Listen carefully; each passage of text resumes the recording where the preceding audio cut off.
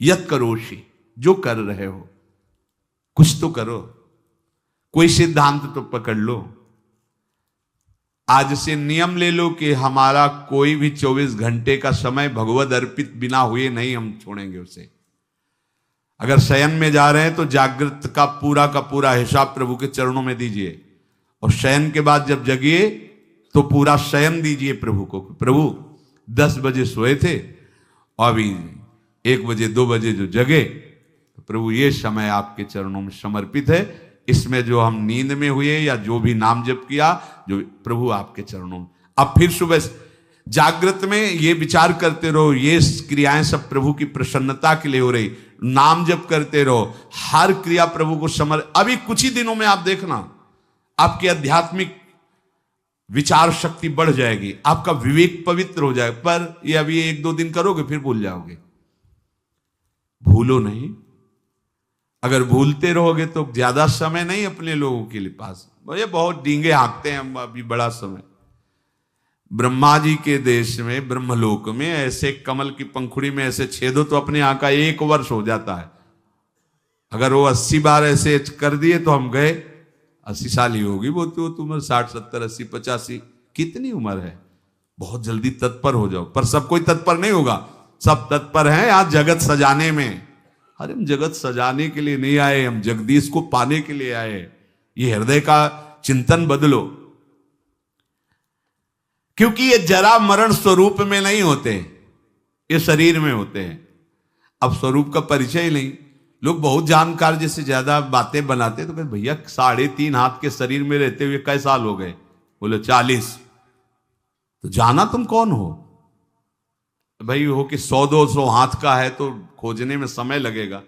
3.5 हाथ के शरीर में आप हैं, आप अपने को नहीं जानकारी कर पाए तो आप कितने बड़े जानकार हैं? औरों की जानकारी क्या लोगे? आप अपनी जानकारी नहीं कर पाए, 3.5 हाथ के शरीर में हो, कैसे भूल भुलावे में हो? बोले हम तो रोज अपने को देखते, शीशा में देखते हैं बढ़िया गोरे चिकले गाल और सब। ये तो प्रकृति की रचना का, पंचभूत का एक नमूना है। ये नमूना है, नमूना हमारा थोड़ी स्वरूप है। बस ये पहली सूरज गई तो जरा मरण मोक्षा है, क्योंकि जरावस्था इसी में होती है और मरण अवस्था भी इसी की होती है। प्रकृति के कार्य शरीर के साथ जब तक तदात्म रहेगा तब तक जरा मरण मोक्षाय नहीं हो पाएगा। संबंध विच्छेद करना ही है इस शरीर से। सारी चेष्टा इसी शरीर के सजाने की है और शरीर को मैं मानने की पुष्टता की है। और हम बनते हैं साधक, हम बनते हैं अध्यात्म मार्ग के पथिक। जब कोई उपासक शरीर के साथ तदात्म मैं आज तक नहीं भूल पाए, देखो ना, जब आप तिलक लगाते हैं शरीर के माथे पे लगाते हैं, अपने माथे पे लगाते हैं, उस समय आता है क्या? नहीं, एक एक बाल संभाल करके, क्योंकि मैं हूं, मैं, बस यही अंतराय है। अब ये गूढ़ बात कैसे समझ में आएगी? यहां तो बात समझने के लिए बस इतनी कि वो उपाय बताओ जिससे चेक पर चेक पास होती है। वो उपाय बताओ जिससे खूब भोग भोगने के लिए बल बढ़े और खूब भोग मिले। बस जीने की। जीते किसके लिए हो? इसका उत्तर नहीं। इसका उत्तर नहीं किसके लिए जी रहे हैं। भोगों के लिए जी रहे हैं, भोग भोग रहे हैं, जीने के लिए। बस इतना ही क्रम है मूढ़ता का।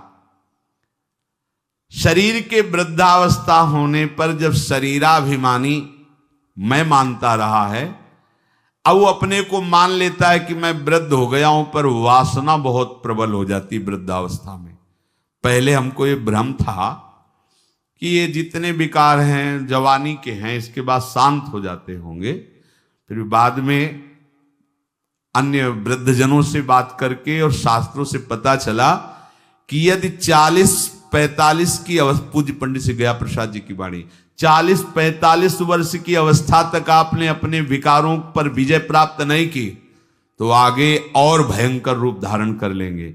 और वृद्धावस्था में तो ये ज्वलंत, लोग कहते हैं जवानी में विकार ज्वलंत होते, नहीं, वृद्धावस्था में होते, क्योंकि अब उसकी दुर्गति करवानी है ना। अंदर विकार भरे होते हैं और शरीर भोग लायक नहीं होता। बस मिटिया मिट, वो मलिन विचार उसके आगे बढ़ने नहीं देते। ये देखो कैसे जरा मरण मोक्षाय हो पाओगे। अभी से सुधार करो, आज से सुधार करो। एक आए थे हितधाम में, वो आप लोग जानते हैं उनको, उन्होंने कहा कि हम विरक्त वेश लेना चाहते हैं।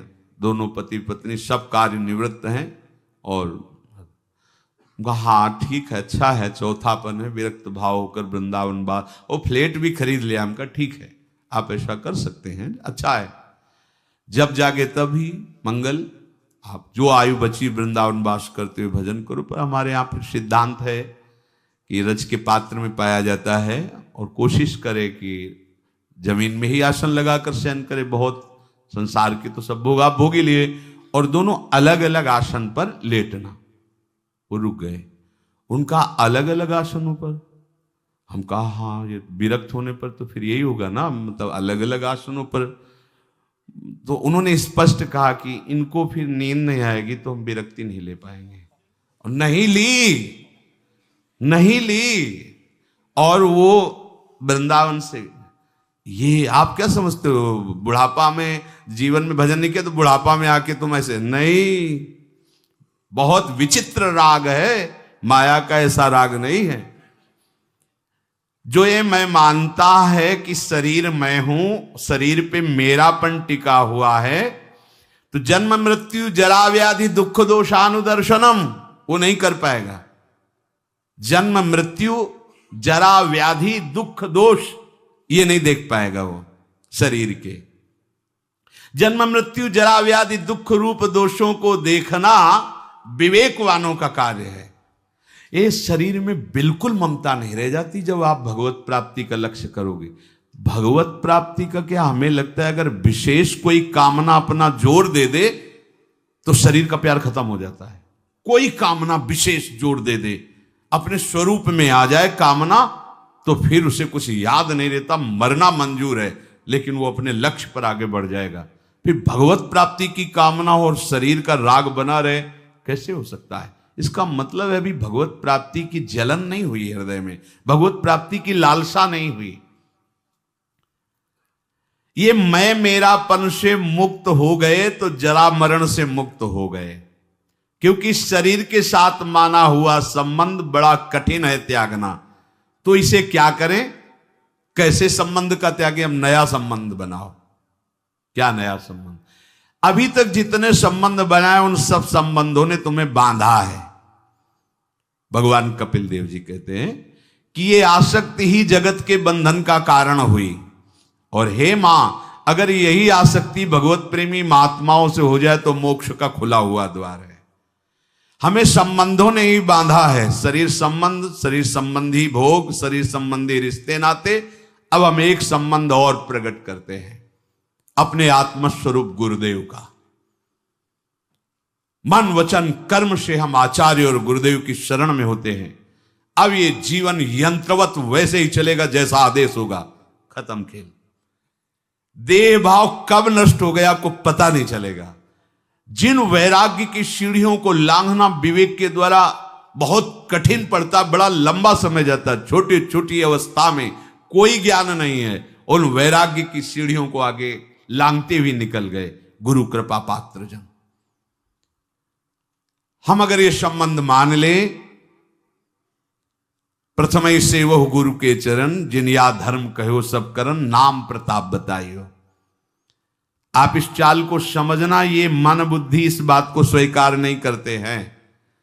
एक गुरु का संबंध केवल एक व्यवहार मात्र कर लेते हैं। गुरु मानने वाले लाखों हैं, लेकिन गुरु की मानने वाले अंगुलियों में गिने जा सकते हैं।